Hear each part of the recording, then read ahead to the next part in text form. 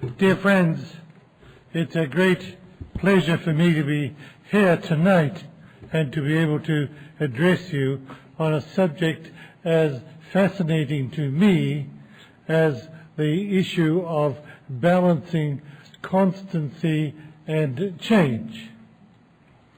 Do I have the mic right, or are you going to... Okay. As many of you are well aware, the interplay between constancy and change has been a major issue in each of the religions of the world in recorded history. It has been at one and the same time a source of strength to a growing religion and a source of fatal weakness to each of the great religions of the world of the dispensations of the past. Each religion has at some point in its development had to confront where should be the balance between constancy and change. Their failure to adequately address this issue has led to their decline. Today, at this stage in the early years of the Baha'i dispensation, we now face that challenge.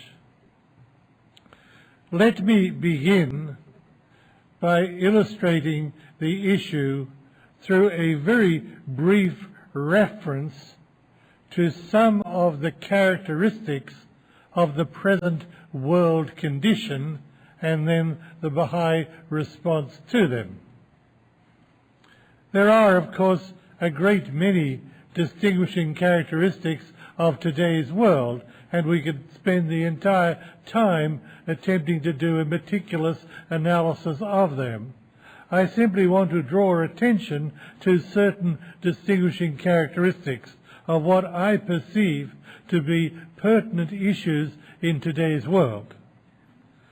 The first is the tendency of an increasing proportion of the world's population to regard religion as irrelevant to the issues of practical life, irrelevant to the world of nuclear energy, of the climatic change, of computers, of nanotech and the like.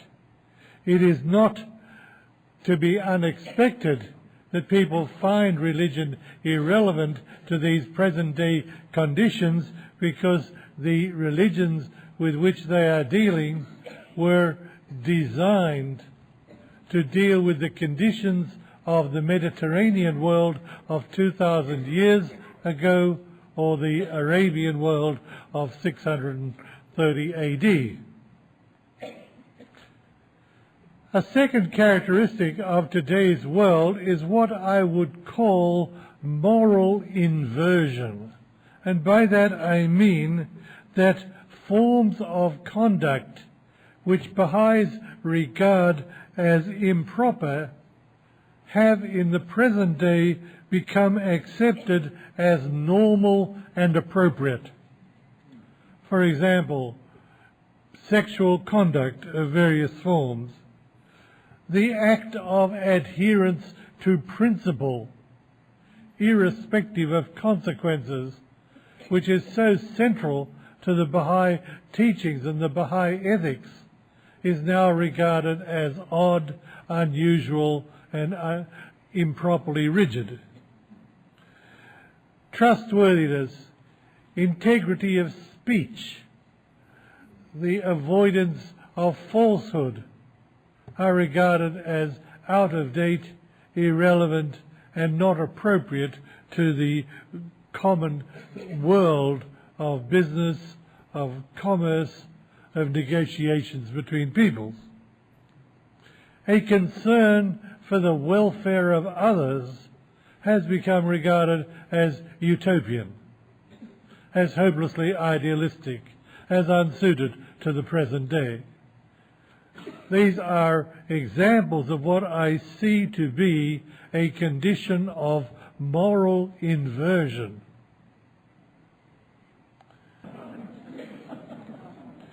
Another feature of the present-day society is the abject failure of collective decision-making and governance throughout the world.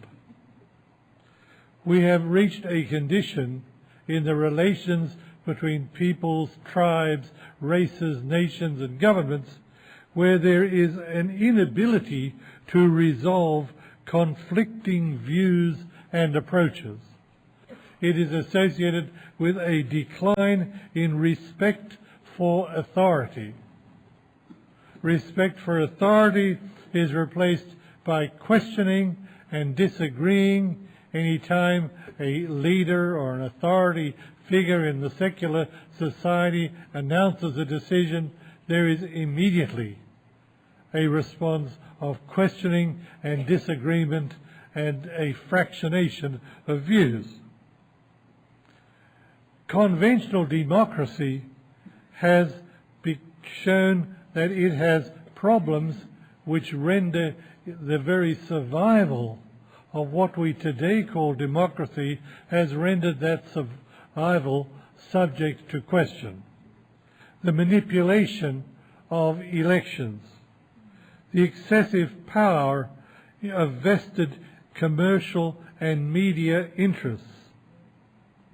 So often, when one analyzes the operation of what seems to be a democratic society, one finds, for example, the tyranny of a majority, the alienation of the electorate with an increasingly fewer proportion of the population exercising their right to vote. The one other characteristic which I think is part of society today is the development of a pervasive sense of insecurity. And that, I think, is evident in polls taken by social commentators and the like. That sense of insecurity, that sense of lack of confidence in the future, that view that the world to come in the years ahead for this generation or its children, that world will not be better than what we have today, has led to a growing sense of insecurity which has spawned a number of most unfortunate characteristics.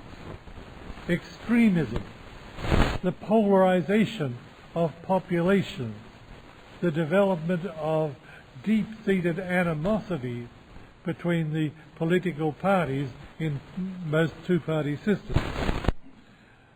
Societies around us are becoming increasingly vulnerable to demagogues and messianic figures, political or social. And with that has come an emotional adherence to simplistic solutions.